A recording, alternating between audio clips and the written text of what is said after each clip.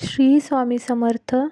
नमस्कार मंडळी, माझ्या चॅनलमध्ये तुमचं मनपूर्वक स्वागत आहे. आज आपण पुण्य केल्याने आयुष्य किती सुंदर होते आणि कसे बदलते यावर एक कथा ऐकणार आहोत. एका छोट्या गावात गोविंद नावाचा एक श्रीमंत व्यापारी राहत होता. त्याच्याकडे संपत्ती, मोठं घर आणि सर्व सुखसोयी असूनही त्याच्या मनात शांतता नव्हती. एके दिवशी गावात आलेल्या साधूंना भेटून त्याने आपल्या अस्वस्थतेबद्दल सांगितले. साधूंनी त्याला सांगितले की संपत्ती फक्त स्वतःसाठी वापरली तर ती ओझं बनते, पण त्याच संपत्तीने इतरांना आनंद दिला तर तेच पुण्य मनाला शांती देते. त्या शब्दांचा त्याच्या मनावर खोल परिणाम झाला. दुसऱ्या दिवशी बाजारात जाताना त्याने रस्त्याच्या कडेला बसलेली एक भुकेली वृद्ध आजी पाहिली. लोक तिच्याकडे दुर्लक्ष करून जात होते, पण गोविंद थांबला. तिला अन्न दिले आणि प्रेमाने विचारपूस केली. आजीच्या डोळ्यात कृतज्ञतेचे अश्रू आले. त्या क्षणी गोविंदच्या मनात एक वेगळी शांतता निर्माण झाली.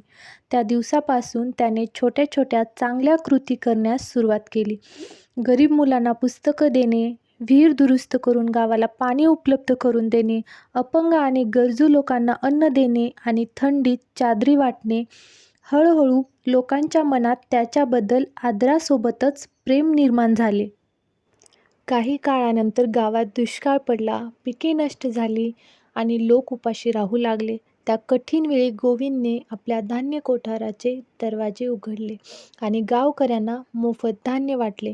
मित्रांनी त्याला सावध केले की तो स्वतः गरीब होईल, पण गोविंद म्हणाला की उपाशी लोकांसमोर त्याची संपत्ती काहीच नाही. काही महिन्यांनी पाऊस चांगला पडला, शेती पुन्हा फुलली आणि गावकऱ्यांनी कृतज्ञतेने गोविंदची साथ दिली. त्याचा व्यवसाय पुन्हा वाढला, पण यावेळी त्याच्याकडे पैशासोबत लोकांचे आशीर्वाद आणि प्रेमही होते. शेवटी गोविंदला समजले की पुण्य म्हणजे मोठ्या देणग्या नव्हे, तर दयाळूपणा, मदत आणि प्रेमाने केलेल्या कृती. इतरांच्या चेहऱ्यावर आनंद आणताना मनाला मिळणारी शांतता हीच खरी संपत्ती आहे, हीच खरी श्रीमंती आहे. म्हणूनच मनापासून केलेली छोटी मदतही मोठे पुण्य देऊन जाते, कारण इतरांना दिलेला आनंदच आपल्याकडे अनेक पटीने परत येतो.